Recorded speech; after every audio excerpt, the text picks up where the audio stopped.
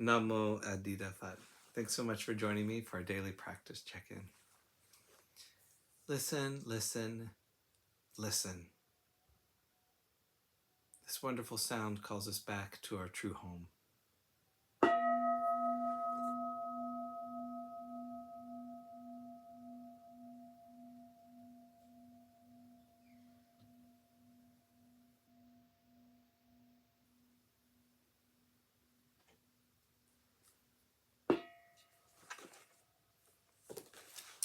The third mindfulness training. Aware of the suffering caused by sexual misconduct, I vow to cultivate responsibility and learn ways to protect the safety and integrity of individuals, couples, families, and society.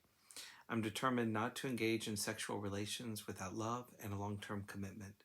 To preserve the happiness of myself and others, I'm determined to respect my commitments and the commitments of others. I will do everything in my power to protect children from sexual abuse and to prevent couples and families from being broken by sexual misconduct.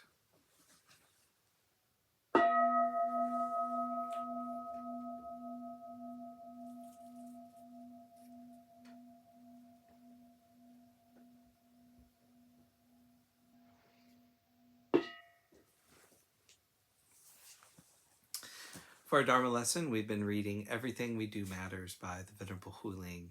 We're continuing in her talk called The Poisons of Greed, Anger, and Ignorance.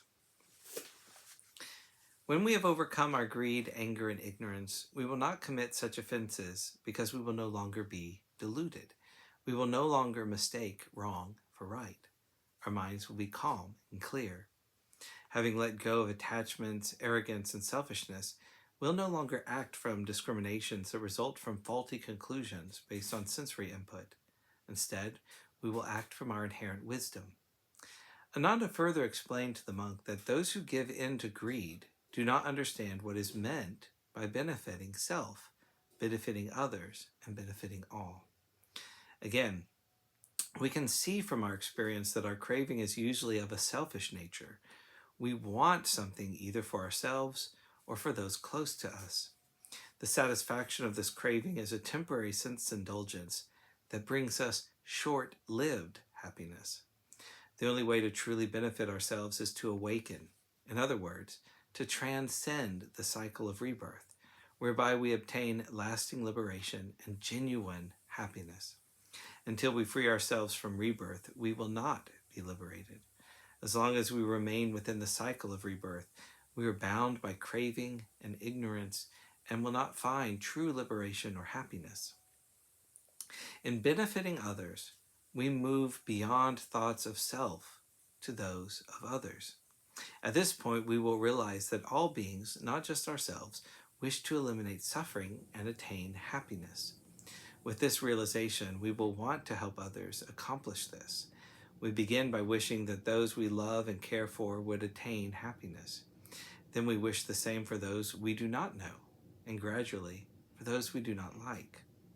Ultimately, we will develop the wish for all beings to be free from suffering and to attain happiness.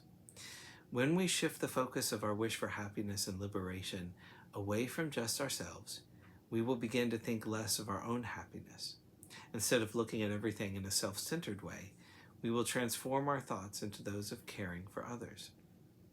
We will stop asking what is in it for us, and will instead ask how we can help others. The concepts of benefiting ourselves and benefiting others occur at a low level of realization. When our understanding reaches a higher level, we will realize that all beings are one, and that there is no duality between self and other. To benefit one being is to benefit all beings. Therefore, to benefit others is to benefit oneself. Realizing this interconnectivity among all beings will enable us to realize that we do not need to worry about self-benefit, because when we help the whole, we help ourselves.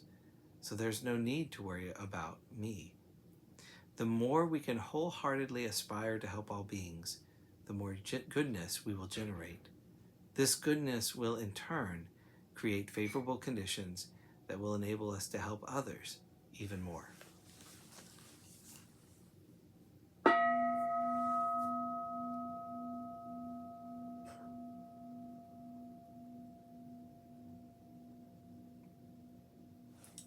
May all beings be well. May all beings be happy. May all beings be peaceful. Namo Adida Phat.